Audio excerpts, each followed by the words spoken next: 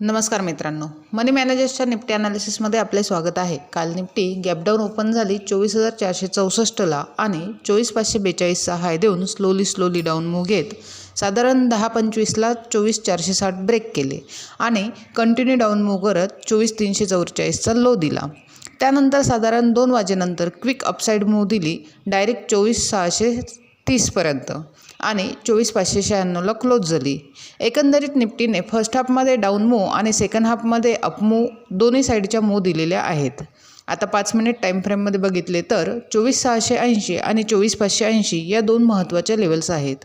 तसेच 24,480चा सपोर्ट देखील आहे। निफ्टीने क्लोजिंग पॉझिटिव्ह दिली असल्याने आपल्याला बाय ऑन डिप्सचा वापर करावा लागेल।